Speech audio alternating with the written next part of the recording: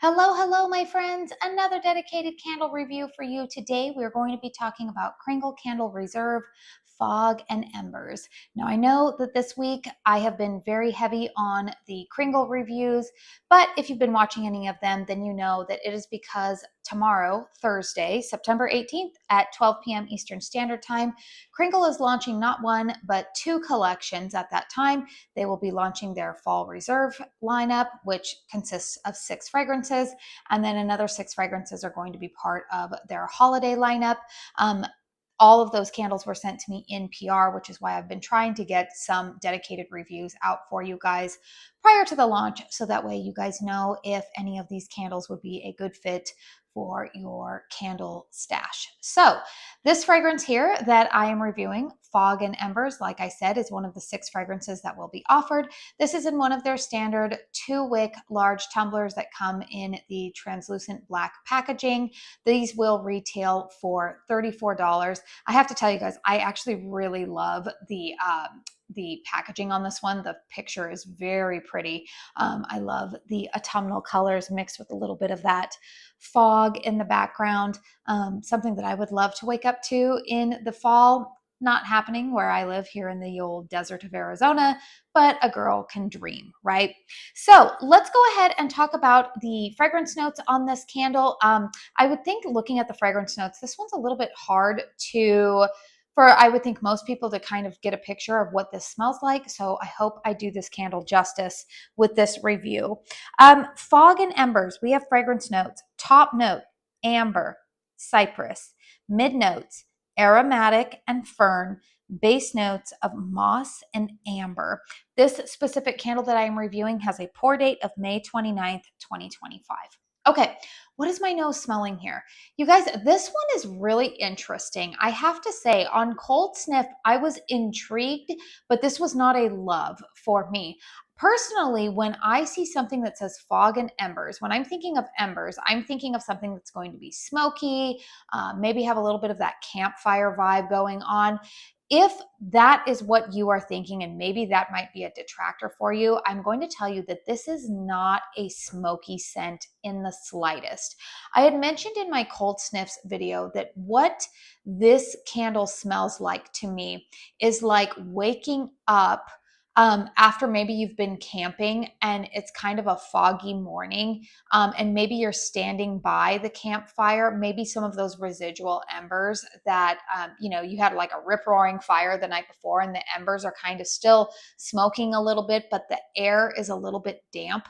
That's what this candle kind of embodies to me, which is honestly kind of what you're seeing here on the label. So the notes that stick out to me, I am going to say that we know Kringle has had a love affair with amber recently, and the amber note does come out in this fragrance, but it is not that like super perfumey amber. This is very much kind of that sweet amber note, very reminiscent. This is a very different fragrance, so it's not the same candle, but it is the same amber note that I detect in the warm and toasty candle. Honestly, this fragrance, when it is burning, I have actually enjoyed it a lot more than I thought I would when I smelled it on cold sniff. On cold sniff, I got more of like the cypress and the moss, whatever they're saying, aromatic and fern in there. It almost leaned kind of like a clean, borderline aquatic cologne type of fragrance to my nose. Very clean. That cypress note was really coming out in there. However, when this candle is burning, like I said, the cypress note doesn't go away. The tree notes are still there, but this is not like Christmas tree notes. This is more like fresh, outdoorsy tree type of notes. But that amber note really starts to shine when this candle is burning. And you can see it's in both the top note and the bottom notes. And it almost, again, it's a sweet amber that almost tricks my mind into thinking like, is this almost just like I think like marshmallow, because it's the same amber note that I'm picking up in warm and toasty. It's not a gourmand scent by any stretch of the imagination, but I will say that I like this fragrance a lot more when it is burning as opposed to on cold. Now, Am I wanting a backup of it? No. Is this a fragrance that if somebody else, I'm just being honest with you guys. I have a ton of candles in my collection right now, just with so many fall and now holiday candles coming on the scene. I am trying to be pretty cutthroat about, like, if I don't quote unquote love a fragrance, I'm okay with passing it along. So this is a fragrance for me that I don't necessarily love, but I don't dislike it either. You will see in a video that I'm doing tomorrow, fragrances that I'm like, no, I don't like these.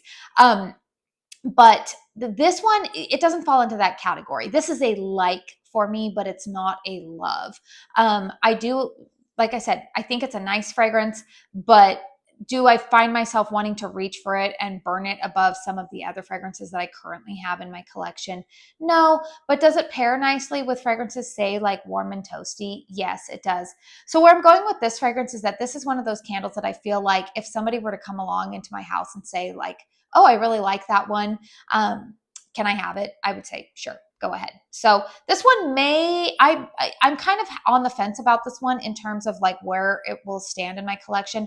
I might finish burning this one out just because I do have warm and toasty in my collection. And I do think that it goes along nicely with that fragrance, but I might also end up decluttering it too. So we shall see. Let's go ahead and talk about the performance, because that has also been something that has been a little bit varied for me. So I'm going to go ahead and turn the candle. You can see I am at about the halfway point on this. You can see I have nice healthy wicks on this candle, not having the same experience as I had with that pumpkin oud. If you caught that review, you guys know that I'm just having some issues with that one developing a deep wax pool, and I don't know what is going on. I think it's the wicks with that candle. But this one, we've got a nice deep wax pool going on. This candle has been lit for, I would say about an hour and a half, hour and 45 minutes now at this point. Strength and throw on this one. Okay, here's what I am finding with a lot of the reserve candles that I have been burning this go around. I've experienced it with this candle as well as the ambered apple and walnut one. So first burn on this candle was actually fairly decent in terms of strength and throw. I would say it was probably about like a 7. But I did find that a lot of the successive burns after that first burn, probably until I got close to like a third of the way through of the vessel, I found that the strength and throw greatly diminished. Like it was maybe like only about a 5 for that first third of the candle. I did have to burn it in the closed concept bedrooms to even really try to get any kind of great performance. And even during those times, it wasn't super strong. It was, like I said, the throw was maybe about a 5, but strength was maybe about a 4. However, on these last 2 burns, now that I am closer to the halfway point, suddenly it's kicked back up again. So I don't know if that has something to do with like how the oils have settled when the wax was cooling, but I have found that on these last 2 burns that I have done, I've been burning this out in my open concept, and I would give it about a 7 in terms of strength and throw out in the open concept. It's definitely noticeable. I'm not having to sniff the air. I definitely, I notice it when I walk in from another room or I walk in from the garage or the front door. It's definitely noticeable. Is it throwing all the way into the kitchen? No.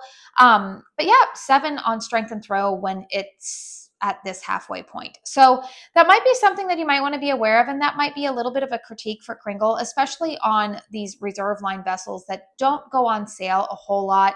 And they do retail for $34. I would want their, I would say their wax to perform a little bit more consistently, throughout the entire burn. That is me just offering some critique there. But overall, you guys, I think that this one is a nice fragrance. It complements other ones like warm and toasty, but it's a like, not a love for me. So like I said, this fragrance, along with the rest of the fall reserve and the holiday lineup, will be available on tomorrow, September 18th at 12 p.m. Eastern Standard Time. I do have an affiliate discount code with Kringle. It is Katie15. It will save you 15% off of your purchase. So let me know in the comment box down below if this is one that is on your wish list, or maybe you can say, I can pass on this one. If you're going to ask me which fragrance I like more, between this one and warm and toasty, I'm going to say warm and toasty.